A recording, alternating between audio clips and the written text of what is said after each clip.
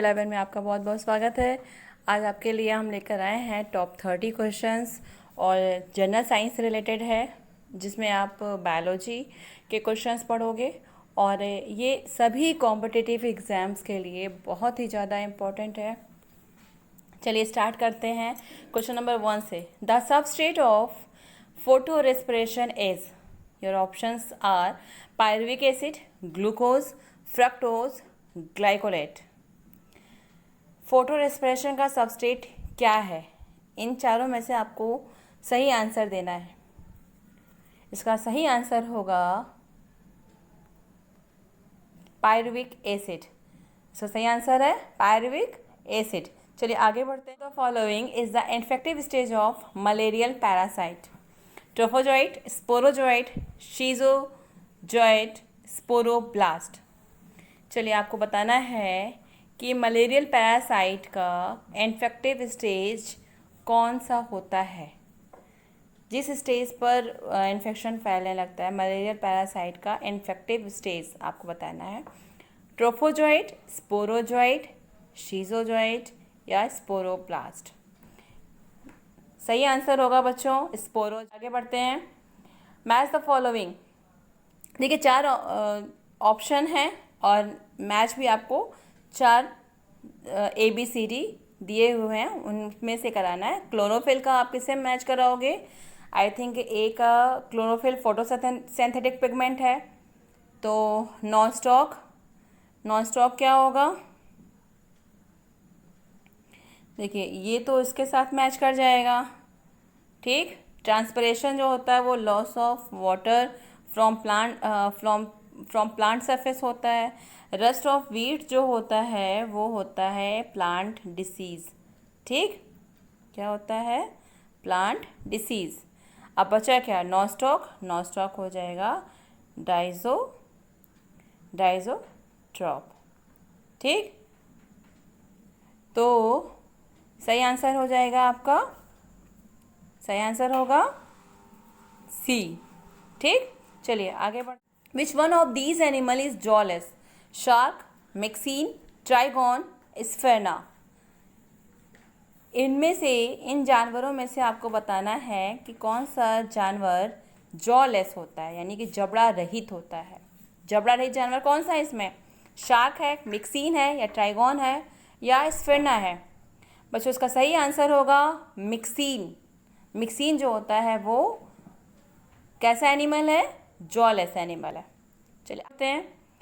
Competition for food, light and space is most severe in A closely related species growing in the same area और niche, distantly related species growing in different habitats, distantly related species growing in the same habitats, और closely related species growing in different habitats। In 4 option में से कोई एक option सही है। The correct answer is closely related species growing in the same area और निच। ये हो गया आपका पहला ऑप्शन, यानी कि फूड, लाइट और स्पेस, भोजन के लिए, प्रकाश के लिए और जगह के लिए जो कंपटीशन होता है, सबसे ज़्यादा कंपटीशन किस चीज़ में होता है, कहाँ पर होता है, ये आपको बताना था। Closely related species growing in the same area, जो सेम एरिया में जो स्पेसीज ग्रो कर रहे हैं एक साथ, उनके बीच में कंपटीशन स्टार्ट हो जाता है फूड के लिए, लाइट के लिए, स्पेस के लिए, ठीक। जैसे आप लोग खरपतवार का नाम सुने हैं। खरपतवार जैसे एक कोई प्लांट है, कोई आपने प्लांट लगाया जो यूज़फुल प्लांट है, उसी के आसपास ढेर सारे खरपतवार उगने लगते हैं, घास फूस उगने लगते हैं। तो ये क्या करते हैं कि ये जो फूड उस प्लांट को मिलना चाहिए या जो लाइट प्रॉपर उसको मिलनी चाहिए वो लेने लगते हैं। तो यहाँ पर कंपटीशन हो जाता है, तो इसकी वजह से यहाँ पर फाइट होनी शुरू हो जाती है। चलिए आगे बढ़। Ecosystem consist of a biotic community and its non living element, a population and its non living elements, population या फिर अ बायोटिक कम्युनिटी। इन 4 ऑप्शन में से आपको बताना है कि इकोसिस्टम में क्या शामिल है? इकोसिस्टम का मतलब क्या होता है बच्चों? Ecosystem consist of a biotic community and its non living element. ठीक, इकोसिस्टम का मतलब क्या हो गया है? एक तरफ से जो बायोटिक कम्युनिटी होती है और दूसरा नॉन लिविंग एलिमेंट्स का जो साथ में एक साथ शामिल होते हैं, दैट इज कॉल्ड इकोसिस्टम। चलिए, alpha toxin are produced by, alpha toxin कौन प्रोड्यूस करता है या किससे प्रोड्यूस होता है? Bacteria, fungi, virus, algae. You have 4 option, you have to choose 1 option. Bacteria, fungi, virus या फिर एल्गी। अल्फा टॉक्सिन का नाम है अल्फा। ध्यान से सोचिए क्या हो सकता है। चलिए, इसका सही आंसर होगा fungi. Alpha toxin are produced by fungi, कवक के द्वारा प्रोड्यूस होता है। Match of the following. अब देखिए 4 ऑप्शन दिए गए हैं, ascorbic acid, chlorophyll, carotenoid, super oxide. ठीक, अब इन चारों में से आप मिलान करनी है। चलिए मिलाते हैं हम लोग। एस्कॉर्बिक एसिड तो विटामिन सी होता है। ठीक, क्लोरोफिल एक पिगमेंट होता है, तो इसका मतलब ये हो गया ए का 4, ए का 4 यानी कि यहाँ पे तो 3 है, ए का 4। हाँ, और क्लोरोफिल 1, क्लोरोफिल का 1 यानी कि बी का 1 होना चाहिए, तो इसका मतलब ये वाला ऑप्शन गलत हो गया। अब हमारे पास बचा क्या? ये 2 ऑप्शन बचे। ठीक, अब इन दोनों ऑप्शन में से हमें देखना है। अब देखिए, कैरोटेनॉइड और सुपर ऑक्साइड डिस्म्यूटेज। देखिए डिस्म्यूटेज है ना, तो ये क्या है? ये एक तरीके का एंजाइम है। डी का 3, अब A4B1D3 ये हमें मिल गया, तो सी क्या होगा? C2 हो जाएगा, कैरोटेनॉइड क्वेंचर। इसका मतलब हमारा सही ऑप्शन जो होगा वो क्या होगा? 4 होगा। ठीक, चलिए correct answer is D, A4B1C2 and D3. Next, the maximum fixation of solar energy is done by green plants, fungi, bacteria या फिर प्रोटोजोआ। इन 4 ऑप्शन में से कोई एक सही है और वो सही आंसर आपको चूज करना है। इसका सही आंसर होगा ग्रीन प्लांट्स।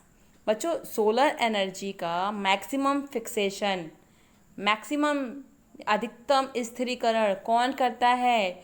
ग्रीन प्लांट्स करते हैं। ठीक, ग्रीन प्लांट्स करते हैं।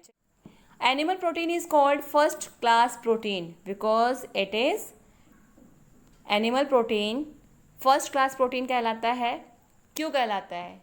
क्या कारण है उसका? क्योंकि यह है, क्या है? Cheaper in the market, market में सस्ता है, ईजिली डाइजेस्टेबल, ईजिली डाइजेस्ट हो जाता है, rich in essential amino acid, essential amino acid से भरपूर होता है, और डिलीशियस इन टेस्ट, टेस्ट में डिलीशियस होता है। अब बताइए, एनिमल प्रोटीन को फर्स्ट क्लास प्रोटीन कहा जाता है क्योंकि इसका सही आंसर होगा rich in essential amino acid, क्योंकि इसमें भरपूर मात्रा में एमिनो एसिड पाई जाती है, इसीलिए एनिमल प्रोटीन को फर्स्ट क्लास प्रोटीन कहा जाता है। बच्चों, outside the nucleus DNA is found in, nucleus, outside the nucleus DNA is found in, nucleus के बाहर डीएनए कहाँ पाया जाता है? तो ऑप्शंस हैं Golgi body, ribosome, endoplasmic reticulum या फिर माइटोकॉन्ड्रिया। डीएनए का फुल फॉर्म क्या होता है बच्चों? Deoxyribonucleic acid. अब ये डीऑक्सीराइबोन्यूक्लिक एसिड की बात हो रही है, तो ये कहाँ पाया जाएगा? इसका सही आंसर होगा माइटोकॉन्ड्रिया में। ठीक, आउटसाइड द न्यूक्लियस, न्यूक्लियस के बाहर डीएनए कहाँ पाया जाता है? माइटोकॉन्ड्रिया में पाया जाता है। Allantois of embryo helps in, embryo का एलेंटोइस जो होता है वो मदद करता है, किस में मदद करता है, किस में हेल्प करता है? एक्सक्रीशन में, डाइजेशन में, रिस्पिरेशन में या फिर प्रोटेक्शन में? सही आंसर दीजिए बच्चों। इसका सही आंसर होगा excretion. Allantois of embryo helps in excretion, excretion में मदद करता है। Which one of the following animals belongs to mollusca? अब इनमें से आपको बताना है कि कौन सा एनिमल मोलस्का से बिलोंग करता है, मोलस्का संघ में आता है। ठीक, ऑप्शंस आर हेयर, हेलियोटेस, हाइड्रा या हाइला। इन चारों में से कोई एक ही सही है। हेयर मतलब तो खरगोश होता है, खरगोश तो आएगा नहीं। ठीक, हेलियोटिस, हेलियोटिस भी नहीं आ सकता। हाइड्रा, हाइड्रा भी नहीं आएगा। क्यों नहीं आएगा? चलिए, और हाइला। अब सही आंसर आप बताइए क्या हो सकता है इसका, हेयर, हेलियोटिस, हाइड्रा या हाइला। बच्चों इसका सही आंसर होगा हेलियोटिस। ठीक, क्या होगा? हेलियोटिस।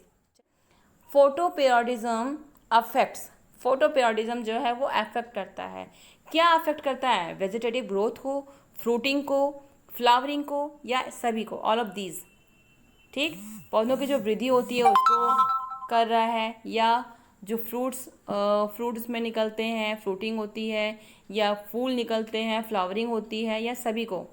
फोटोपेरियोडिज्म किसको अफेक्ट करता है? बच्चों फोटोपेरियोडिज्म सभी को अफेक्ट करेगा, ऑल ऑफ दीज। ठीक, चलिए next. Molybdenum deficiency affects the activity of. Molybdenum deficiency, अगर मॉलिब्डेनम की कमी हो जाती है तो किस एक्टिविटी को ये अफेक्ट करता है? ठीक, chlorate reductase, nitrate reductase, nitrogenase या all of the given option. सही आंसर आपको बताना है बच्चों। सही आंसर होगा नाइट्रेट रिडक्टेज। नाइट्रेट रिडक्टेज को ये अफेक्ट करता है।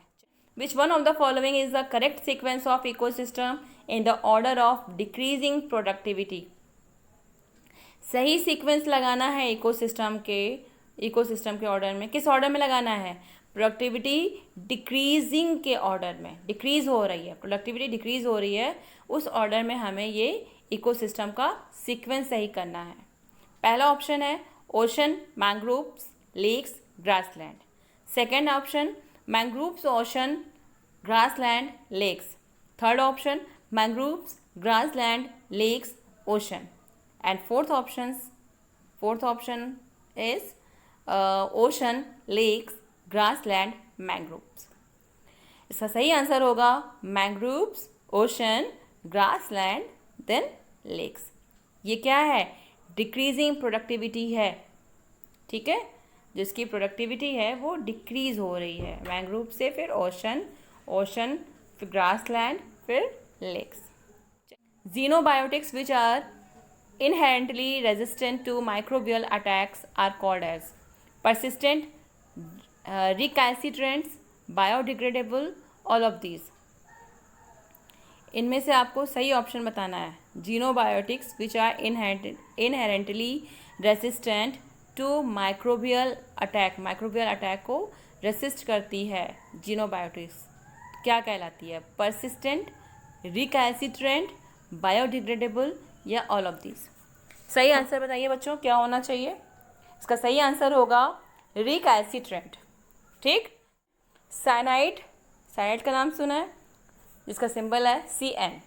Cyanide poisoning causes death in seconds, because cyanide poisoning जो होती है उसकी वजह से सेकेंड में ही डेथ हो जाती है। क्योंकि because it causes lysis of red blood cells, it denatures enzymes of the heart or muscles, it breaks the electron transport chain, it causes cardiac arrest। तो साइनाइड का जहर जो है जहरीला तो होता ही है, तो इसका जो पॉइज़न है उसकी वजह से, साइनाइड की वजह से बहुत तेज़ी से मृत्यु होती है। क्योंकि it causes lysis of red blood cells, या रेड ब्लड सेल्स का लिसिस क्रिएट कर देता है, या फिर हार्ट और मसल्स के एंजाइम्स को डीनेचर कर देता है, या फिर इलेक्ट्रॉन ट्रांसपोर्ट चेन को ब्रेक कर देता है, या फिर कार्डियक अरेस्ट का कारण बनता है। क्या होना चाहिए? सही आंसर क्या होना चाहिए बच्चों? इसका सही आंसर होगा it breaks the electron transport chain. Electron transport chain को ये ब्रेक कर देता है।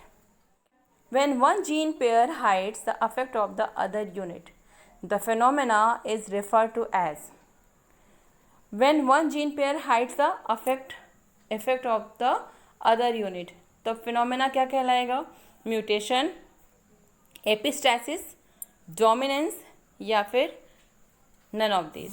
कोई एक जीन पेयर जब एक जीन पेयर दूसरे जीन पेयर को छिपा देता है, उसके इफेक्ट को हाइड कर देता है, तब इस फिनोमेना को हम क्या कहते हैं? क्या करना चाहिए? चलिए, सही आंसर होगा डोमिनेंस। वो डोमिनेट कर देता है ना, तो इसका सही आंसर हो जाएगा dominance. Haemolymph is observed in, haemolymph observe होता है किसमें? ऑर्थोपोड्स में, इकाइनोडर्म्स में, एस्केरिस में या एनालिड्स में। You have 4 option and you have to choose only 1। चलिए चूज करिए बच्चों, क्या सही आंसर होना चाहिए? हीमोलिम्फ इज ऑब्जर्व्ड इन, इसका सही आंसर होगा आर्थ्रोपोड्स। इसका सही आंसर है arthropod. Haemolymph is observed in arthropods. Next question, the virus without capsid but only with nucleic acid is called. Virus है, उसमें कैप्सिड नहीं है, बिना कैप्सिड के वायरस है, लेकिन उसमें एक क्या है? उसमें केवल न्यूक्लिक एसिड है, तब वो क्या कहलाएगा? कैप्सोमियर, न्यूक्लियोइड, प्रियॉन या वायरियन। इसका सही आंसर बताइए बच्चों, क्या होना चाहिए? इसका सही आंसर होगा nucleoid. The immunity caused by the B lymphocytes is called sterile immunity, acquired immunity, cellular immunity या ह्यूमोरल इम्यूनिटी। बी लिम्फोसाइट्स के कारण जो इम्यूनिटी बनती है उसको हम क्या कहते हैं? स्टेराइल इम्यूनिटी कहेंगे या अक्वायर्ड इम्यूनिटी कहेंगे या फिर सेलुलर इम्यूनिटी कहेंगे या ह्यूमोरल इम्यूनिटी कहेंगे। बच्चों सही आंसर होगा ह्यूमोरल इम्यूनिटी। ठीक, आगे बढ़ते हैं। Pink mould is the common name for Aspergillus, Rhizopus, Neurospora या फिर म्यूकर। बच्चों ये चारों ही फंजाई के नाम हैं, कवक के नाम हैं। तो जो पिंक मोल्ड होता है वो कॉमन नेम किसका कॉमन नेम है? पिंक मोल्ड किसका निकनेम है? इन 4 ऑप्शन में से एक ऑप्शन सही है, वो है राइजोपस। ठीक, राइजोपस को पिंक मोल्ड भी कहा जाता है। पढ़ते हैं, the sleeping sickness is caused by Escherichia, Neisseria, entamoeba या ट्रिपैनोसोमा। स्लीपिंग सिकनेस यानी कि निद्रा रोग, जिसे बोलते हैं नींद नहीं आती, जिसकी वजह से निद्रा रोग, किसके कारण होता है? इन 4 ऑप्शन में से कोई एक ऑप्शन सही है और वो ऑप्शन है ट्रिपैनोसोमा। ठीक, sleeping sickness is caused by trypanosoma. Which one of the following is biodegradable? इनमें से कौन सा बायोडिग्रेडेबल है? Leather belt, silver foil, iron nails, plastic mugs. ठीक, बायोडिग्रेडेबल बताना है आपको। जैव निम्नीकरण जिसको बोलते हैं, leather belt, silver foil, iron nails, plastic mug. इन चारों में से सही होगा लेदर बेल्ट। ठीक, चलिए। Fungi that grow on bark are said to be. अगर फंजाई बार्क पर ग्रो करने लगे, छाल पर, पेड़ों की छालों पर जब ग्रो करती है, उगती है, तब उसे क्या कहा जाता है? जाइलोफिलस, सेक्सिकलस, कोप्रोफिलस या कॉर्टिकलस। चलिए सही आंसर बताइए, इसका क्या होना चाहिए? इसका सही आंसर होगा कॉर्टिकोकलस। आगे बढ़ते हैं। हाइपरप्लेसिया का मतलब क्या होता है? हाइपरप्लेसिया मीन्स, हाइपरप्लेजिया भी इसको बोल सकते हैं। तो hyperplasia means abnormal increase in number of cells, an increase in size of a cell, excessive mortality of muscle या फिर voracious eating। क्या होना चाहिए? सेल जो है वो जब abnormal इंक्रीज कर जाती है या फिर सेल की साइज़ बढ़ जाती है या मसल्स की मोर्टेलिटी एक्सेसिव हो जाती है या फिर भूख ज़्यादा लगने लगती है, वोरेशियस ईटिंग हो जाती है। तो हाइपरप्लेसिया का मतलब क्या होता है? Hyperplasia means the right option is abnormal increase in number of cells. Cells की जो संख्या होती है, कोशिकाओं की जो नंबर होते हैं, संख्या होती है, वो अबनॉर्मल तरीके से बढ़ने लगती है। Abnormal increase in number of cell. Next, the part of root involved in water absorption. Options are zone of elongation, zone of root cap, zone of cell division, zone of root hairs. इन 4 option में से कौन सा option सही है?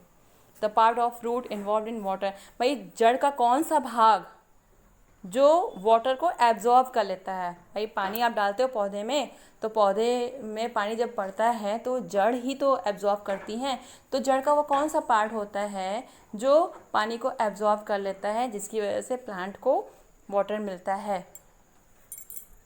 सही option है zone of root hairs. भाई रूट में ही रूट हेयर्स निकली होती हैं, वो रूट हेयर जो होती हैं वो एब्जॉर्ब कर लेती हैं। ठीक। Commercially important cotton fibres are, मतलब commercially important cotton fibres are, options are epidermal hairs of seed, woody fibres of roots, phloem fibres of roots, या फिर bark fibres of stem.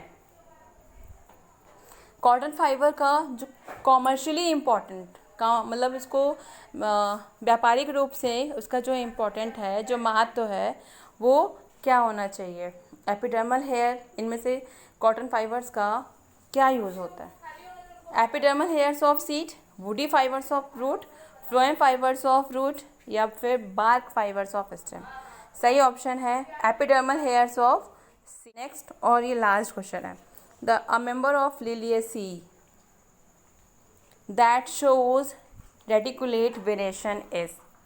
Member of Liliaceae that shows, Liliaceae का जो member है वो reticulate variation show करता है, तो कौन सा मेंबर?